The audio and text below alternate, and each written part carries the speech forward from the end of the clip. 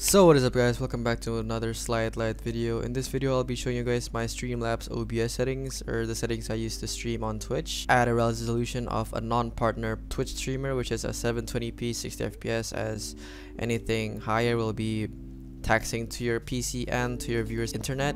As if your viewers has bad internet, they will struggle to watch the stream and they probably will leave your stream. So yeah, let's get started. But before the video starts, if this video helps you in any way, shape or form, I hope you guys do leave a like and subscribe to my channel, as I post on a 2-day basis gaming content, VALORANT content, Apex content, and streaming content, which can help you guys start your streaming services and help better your gameplay, improve, and your aim also. So with that out of the way, let's get to it. So the first settings is the general. There's nothing that you should change here, as it's all pretty good from the beginning. I would recommend you to connect your stream, like your account for your streaming platform. If you don't, the first step is to always log in with whatever platform you're streaming in. And next, here's the important part, which is the output. For streaming, I use a bitrate of 4500 and then a keyframe interval of 0, preset quality to quality. But this is because I have a good enough PC to handle this kind of settings. If you don't, like if you have a non-NVIDIA GPU and a pretty mediocre processor like an i3 or a Ryzen 3 and below, just use the performance preset, and my profile is high. And for recording, this is just my preference, you don't have to follow this. Audio track 1, CBR control, CBR, which is constant bitrate of 15k bitrate, because I like my recording for YouTube to be high quality. And for audio, this is just, you know, well, it's not really necessary to go over, as you will probably have it configured on auto anyway. And so this is audio.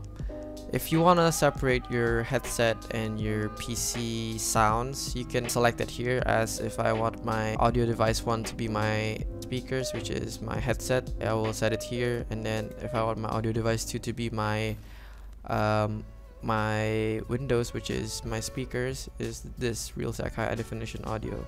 As you can, with this, you can, like, I know some people who split their Discord audio and their Twitch audio so that it's safer that way, in case anyone says anything bad or, you know, just not wanted. And with that, you can see mic and auxiliary device that you can have up to 3. So if you can have a separate one for your headset, for your webcam, and then for your mic in case one of them fails for audio. But it's like, it's a really far chance, and if one of them do fails, which is your main microphone, I would suggest just stop the streaming for a bit, fix it, and then go up, as the webcam mic is just horrible and your headset mic is probably not as good as your main mic. So that's that. Now for video settings, I put a base canvas resolution of my native settings. If you have a 1440p monitor, good for you. If you have a 4K monitor, good for you.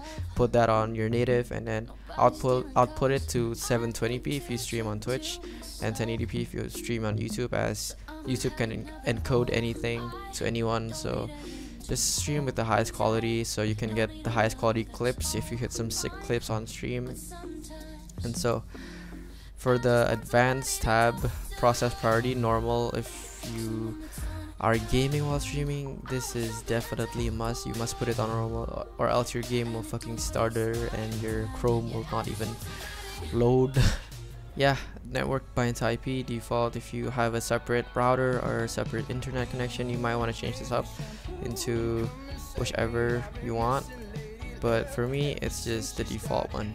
And then I turn low latency mode off, enable new networking code off, dynamically change bitrate when dropping frames while streaming off, which is a must, as this can be faulty sometimes. It can detect it's dropping frames even if it doesn't. It's really gonna reduce your stream quality if you set it to on. So I set it to off. Game overlay, I set it to off because I have a second monitor. But if you only have one monitor, I would also recommend this to be off, as you can just look at your stream chat on a separate device and not like ruin your whole gameplay experience, as this will put an overlay like Discord but much bigger in your game screen, and that's just not pleasant. The one more thing that is very important for me is I always set my streaming setup, which is here. You know, there's my banner, my viewer count, but I always set the screen capture not to display capture, but to always use game capture.